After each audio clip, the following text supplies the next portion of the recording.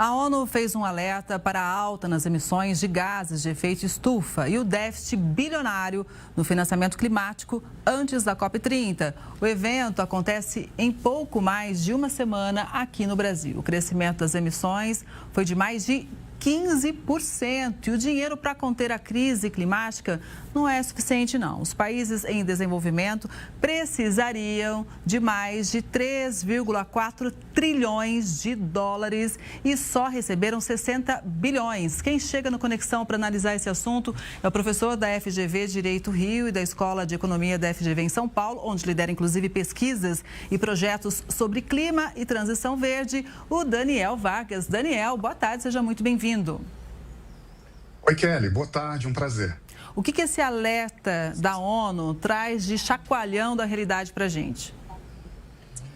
Tem um aspecto importante desse alerta, Kelly, porque pela primeira vez ele é baseado em um relatório de transparência sistematizado, oficial da ONU, com base nas informações prestadas pelos países.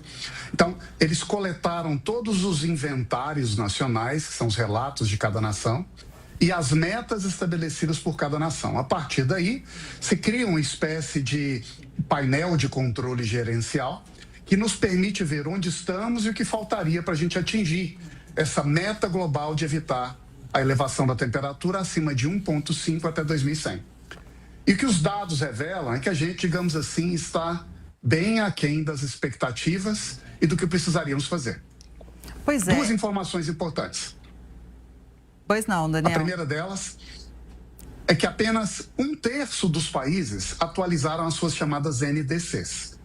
Faltam 70% das emissões nacionais serem cobertas por metas nacionais que ainda não foram apresentadas.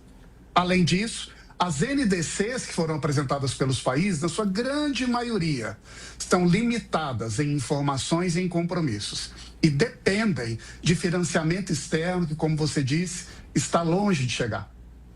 Pois é, está longe de chegar. A gente pode dizer, então, que o Acordo de Paris, ele está funcionando, mas num ritmo lento demais? Arrisca nadar sem sair do lugar. Então, existe uma direção que nós precisamos perseguir. Alguns se esforçam um pouquinho mais, e o Brasil é um dos países com a meta mais audaciosa no mundo, mas a maioria dos países, e esse é o dado do relatório apresentado pela ONU, não estão aumentando as suas ambições, não estão nadando mais rápido. E mesmo aqueles que dizem aumentar a sua ambição, condicionam ao recebimento de apoio internacional, financiamento. E vejam os dados, Kelly. Apenas Angola, na sua meta nacional, requer um apoio de 400 bilhões de dólares para cumprir os seus objetivos nos próximos anos. O Paquistão, sozinho, 565 bilhões de dólares. Quando juntamos tudo, apenas daqueles países que já disseram o que seria necessário para cumprir com as suas ambições, estamos falando de recursos da ordem de mais de 3 trilhões de dólares, o que significa que o desafio é realmente muito ambicioso. Pois é um desafio ambicioso e muitas vezes os países, como você mencionou para a gente, não querem investir e se colocam um plano, pedem financiamento externo. Nesse cenário todo, a gente pode dizer que realmente o Brasil, ele se destaca? Eu pergunto porque são tantas ações que a gente vê aqui no nosso país, onde, por exemplo, a gente aproveita resíduos industriais e cria outras alternativas. A cadeia da laranja é um exemplo, né? Se extrai o suco, depois do bagaço, vários outros produtos. As indústrias vão repassando esse bagaço da fruta.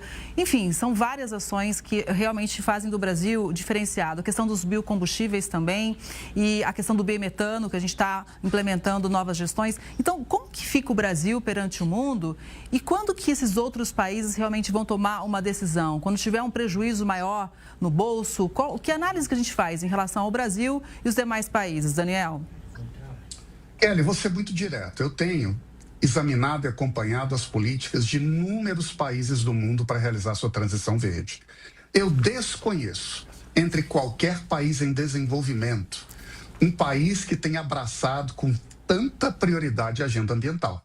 Esse tema é discutido como um assunto de rotina em praticamente todas as áreas da economia brasileira.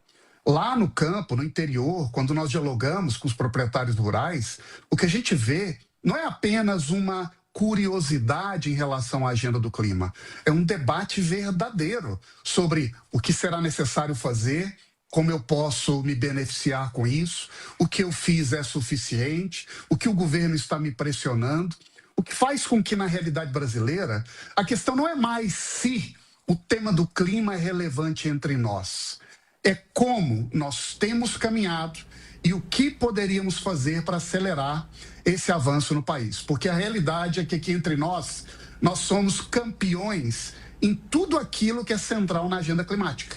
Em proteção de florestas, em sequestro de carbono na área energética e também no campo. E cada vez mais a gente espera na produção de serviços ambientais remunerados lá fora.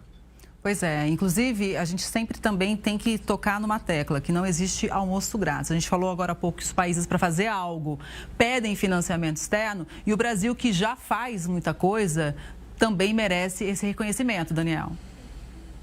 E Kelly, sabe o que eu tenho percebido? Nesse relatório da ONU, a ONU destaca o tipo de compromisso que os países colocam nas suas NDCs. E tem um aspecto original no que está sendo feito no mundo. A incorporação da cláusula de transição justa entre os seus compromissos. Sabe o que significa na prática? Significa que os países querem realizar a sua transição, mas querem que esse processo leve em conta a justiça econômica, social e da sua própria história. Não é possível olhar todo mundo com a mesma régua e calcular as responsabilidades segundo emissões de moléculas. É preciso olhar para as pessoas, o que significa que alguns países que no passado emitiram mais ou que têm mais recursos deverão também agir com mais esforço, mais financiamento para que o mundo consiga avançar. Daniel, sempre importante para a gente te ouvir, você sabe disso, né? Um ótimo final de semana para você. Obrigada. Obrigado, Kelly. Até breve.